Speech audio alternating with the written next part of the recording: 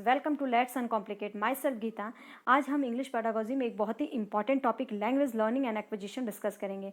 इससे 3 से 4 क्वेश्चन जो है हमेशा ही पूछ लिया जाता है। अगर ऑल ओवर हम देखें तो पेपर 1 हो या पेपर 2, 3 से 4 क्वेश्चन जो है हमें देखने को मिल जाते हैं। तो लैंग्वेज लर्निंग एंड एक्विजिशन क्या होता है ये देखेंगे हम, प्लस इंग्लिश के कितने साउंड्स हैं, इंग्लिश लैंग्वेज किस फैमिली से आती है, और साथ ही कुछ प्रीवियस ईयर्स के क्वेश्चन डिस्कस करेंगे, जिसके बाद जो है आपको पूरा अच्छे से क्लियर हो जाएगा कि लर्निंग एंड एक्विजिशन है क्या। इससे आने वाला फिर ये अगर आप ये एक बार अच्छे से देख लेते हैं तो इससे आने वाले क्वेश्चन जो है आप अच्छे से सॉल्व कर पाएंगे। तो स्टार्ट करते हैं, लैंग्वेज क्या है। तो लैंग्वेज, अगर हम लैंग्वेज की बात करें तो लैंग्वेज मीन्स की भाषा। तो ये क्या होता है कि मीडियम ऑफ कम्युनिकेशन, एक कम्युनिकेशन का एक मतलब कि हमारे अभिव्यक्ति का एक माध्यम है। तो इंग्लिश या हिंदी हो, ये हमारे क्या है, एक अभिव्यक्ति का माध्यम। तो अगर हम बात करें लर्निंग का, इन शॉर्ट हम समझ लेते हैं कि लर्निंग एंड एक्विजिशन क्या है। आगे हम इसका डीप में डिस्कस करेंगे। तो लर्निंग क्या है, लर्निंग वर्ड मतलब कि इसका मतलब होता है अधिगम, अधिगम, और जो एक्विजिशन है ये होता है अर्जन। तो लर्निंग मतलब लर्न, आप वर्ड्स में ही आपको देखिए कि इसमें क्या लिखा है, लर्न मतलब याद करना। जो चीज़ हमें याद करनी पड़े, मतलब जिसमें हमें एक प्रैक्टिस की ज़रूरत पड़े। याद तो हम तभी करेंगे, मतलब याद तभी होगा जब हम उसकी प्रैक्टिस करें। तो जिसमें हमें लर्न करना पड़े वो एक सिस्टमैटिक वे में हमें चलना पड़ेगा। तो मतलब कि उसमें हमें क्या करना पड़ेगा, प्रैक्टिस। क्या करना पड़ेगा, प्रैक्टिस। तो लर्निंग में मेन क्या है, लर्निंग हमें कैसी आएगी, लर्निंग जो हमें प्रैक्टिस के थ्रू आएगी। और एक्विजिशन जो है, इसी से समझ जाइए कि एक्विजिशन जो हम अपने इन्वायरमेंट से एक्वायर करते हैं, इसमें हम जो है क्या करते हैं, एक्वायर। जो लैंग्वेज हम अपने इन्वायरमेंट से एक्वायर कर लेते हैं विदाउट एनी प्रैक्टिस, तो वो क्या है, हमारी एक्विजिशन। मतलब कि ये हमें एक नेचुरल, ये हमें नेचुरल जो इन्वायरमेंट, जैसा हमें इन्वायरमेंट मिलता है, जैसा हम सुनते हैं वैसे ही हम जो है सीखते चले जाते हैं। तो एक्विजिशन जो है हमारा नेचुरली हमें जो है इन्वायरमेंट से मिलता है, जैसा हम सुनते हैं वैसे हम जो है सीख जाते हैं। बट लर्निंग जो है थ्रू प्रैक्टिस, ये हमें प्रैक्टिस के थ्रू ही आती है। तो आगे हम देखते हैं। लेकिन एक चीज़ समझ लीजिए, दोनों में ही लर्निंग हो या एक्विजिशन, दोनों में ही जो है इन्वायरमेंट का बहुत ही इंपॉर्टेंट रोल होता है। अगर फॉर एग्जांपल हम एक लेते हैं इंग्लैंड, वहाँ पे जो है इंग्लिश बोली जाती है। तो इंग्लिश अगर बोली जाती है तो वो हमें जो है प्रैक्टिस करने की ज़रूरत नहीं पड़ेगी। भले ही उसके रूल्स एंड ग्रामर जो हमें नहीं आए, लेकिन जो है वो जो है हम बोलना सीख जाएंगे, वो लैंग्वेज एक्वायर कर लेंगे, क्योंकि वो हमारी नेटिव लैंग्वेज हुई। तो वहाँ पे जो है हमें रूल्स और ग्रामर की ज़रूरत नहीं पड़ेगी, और वो जैसा हम सुनते जाएंगे वैसे ही हम सीख जाएंगे।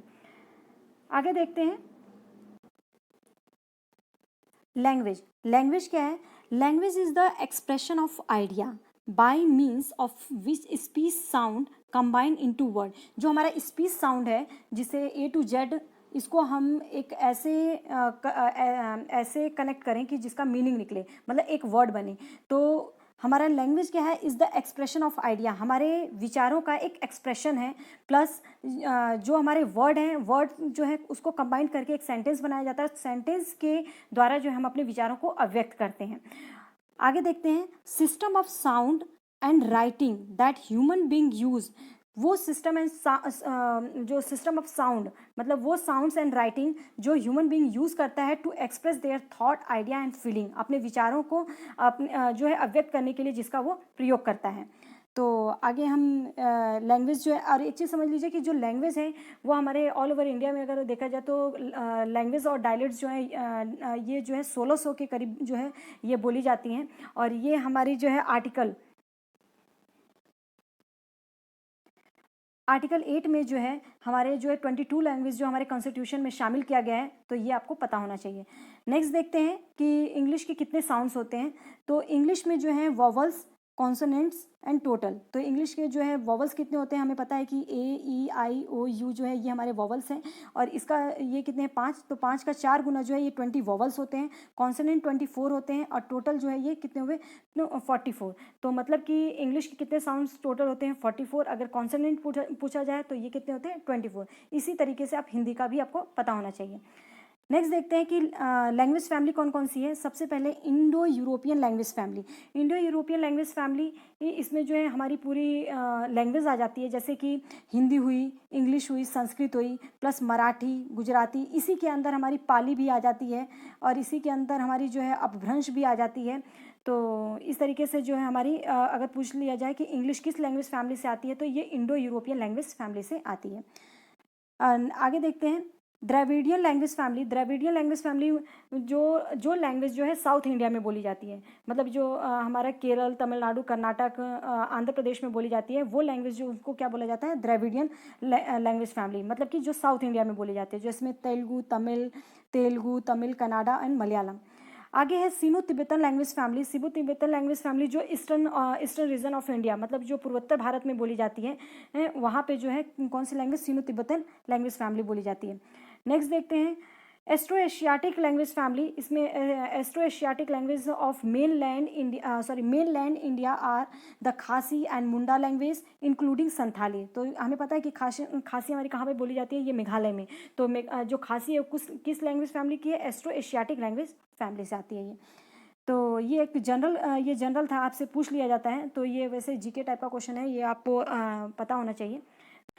लैंग्वेज लर्निंग एंड एक्विजिशन, इसको डीप में देखते हैं। तो सबसे पहले लर्निंग क्या है, तो लर्निंग में the result of direct instruction in the rules of language, मतलब लैंग्वेज के रूल्स के अकॉर्डिंग जो हम इंस्ट्रक्शन देंगे उसका एक रिजल्ट देखने को मिलता है।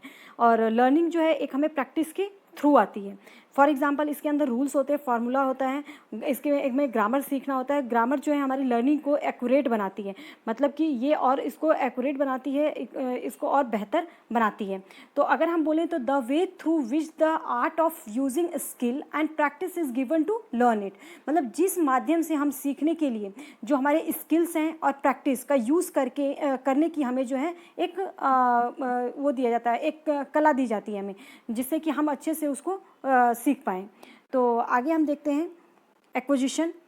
एक्विजिशन क्या है, एक्विजिशन जो है children acquire language without any practice, मतलब कि जिसमें बच्चा जो है अपने इन्वायरमेंट से बिना प्रैक्टिस किए ही लैंग्वेज को क्या कर लेता है, एक्वायर कर ले रहा है। एक्वायर नेचुरली, ये हमें नेचुरल, मतलब कि जैसा हमें इन्वायरमेंट मिलता है वैसे ही हम जो है इसे सीख लेते हैं। फॉर एग्जांपल इसमें हमारी मदर टंग हो सकती है, ये नेटिव लैंग्वेज हो सकती है। लेकिन अगर हम देखें जो एक्विजिशन है, तो इसको हम ये नहीं बोलेंगे कि बच्चा इनहेरिट कर रहा है लैंग्वेज, मतलब उसको जो है लैंग्वेज जो है वो विरासत में मिल रही है, ऐसा नहीं है। बच्चा जो है लैंग्वेज अपने इन्वायरमेंट से सीख रहा है। वो पैदा होने के बाद जो है उसमें जो इन्वायरमेंट में उसको दिखता है, मतलब जैसा सुनता है वैसे ही वो लैंग्वेज को एक्वायर कर रहा है। इसमें हम बोले तो इनेट कैपेसिटी के कारण, मतलब उसकी जन्मजात क्षमता के कारण उसके अंदर एक ये क्षमता है कि वो लैंग्वेज को एक्वायर कर सकता है। वो लैंग्वेज आपकी नेटिव हो या सेकंड लैंग्वेज हो। अगर आपके फैमिली में, मतलब आपके फैमिली में दो लैंग्वेज बोली जा रही है, हिंदी और इंग्लिश, तो वो दोनों ही लैंग्वेज जो है अपने इनेट कैपेसिटी के कारण जो है वो आप सीख जाएंगे। तो ये जो है इसके अंदर एक्विजिशन जो है, हम जैसे कि लैंग्वेज जो भी हमारे बोली जाती है उसको हम एक्वायर कर लेते हैं विदाउट एनी प्रैक्टिस। तो वो हमारी नेटिव लैंग्वेज भी हो सकती है, सेकेंड लैंग्वेज भी होती है, मतलब कि जितनी भी लैंग्वेज अगर हमारी फैमिली में बोली जा रही है वो हम एक्वायर कर सकते हैं।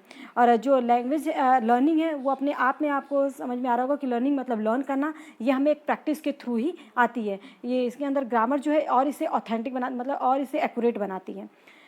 आगे इन दोनों में डिफरेंस देख लेते हैं, लर्निंग एंड एक्विजिशन। लर्निंग जो है एक कॉन्शियस होकर हम सीखते हैं, बहुत ध्यान लगा के इसके रूल्स और फॉर्मूला याद करते हैं और एक सिस्टमैटिक वे में हम सीखते हैं। इसमें लैंग्वेज टू या फॉरेन लैंग्वेज, मतलब कि जो भी लैंग्वेज हमारे यहाँ पे नहीं बोली जा रही है, नेटिव लैंग्वेज के अलावा जो भी लैंग्वेज हम प्रैक्टिस के थ्रू सीख रहे हैं वो हमारी लर्निंग में आ जाती है। और एक्विजिशन जो होता है वो हमारी जो इसमें मदर टंग आ जाता है, लैंग्वेज 1, मतलब जो हमारी नेटिव लैंग्वेज है वो आ जाती है।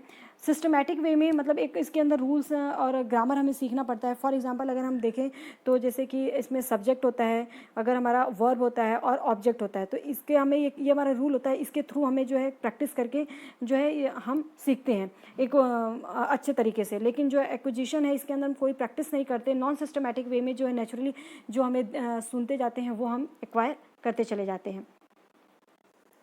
होप सो आपको ये अच्छे से समझ में आ गया होगा। अब कुछ क्वेश्चंस डिस्कस करेंगे।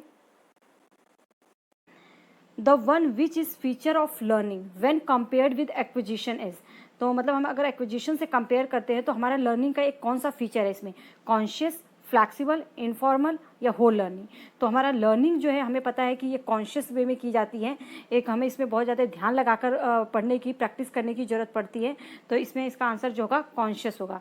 फ्लैक्सिबल और इनफॉर्मल जो है ये एक्विजिशन में जाएगा, क्योंकि जो ये हमारा ये एक्विजिशन है ये हम इन्वायरमेंट से एक्वायर करते हैं लैंग्वेज, जिसमें हमें कोई एक सिस्टमेटिक वे से हमें नहीं हमें इसका जो है प्रैक्टिस करने की ज़रूरत नहीं पड़ती, जैसा हमें इन्वायरमेंट मिलता है वैसे वैसे हम जो सीखते चले जाते हैं, लर्न करते चले जाते हैं। नेक्स्ट क्वेश्चन है लैंग्वेज एक्विजिशन क्या है, इसमें से कौन सा लैंग्वेज एक्विजिशन कौन सा आंसर सही होगा। Is the memorisation and use of necessary vocabulary. तो यूज़ ऑफ नेसेसरी वोकैबुलरी मतलब जो आवश्यक शब्दावली हैं, वोकैब्स हैं, उन्हें याद करें, या involve a systematic approach to analysis the comprehension of grammar as well as to the memorization of vocabulary. मतलब एक सिस्टमैटिक अप्रोच को इन्वॉल्व करना, मतलब एक व्यवस्थित दृष्टिकोण को शामिल करना, किसके लिए, जो ग्रामर है, ग्रामर के एनालिसिस के साथ साथ जो शब्दावली है हमारी उसको भी याद करने में। नेक्स्ट है refer to the process of learning a native और second language because of innate capacity of human brain.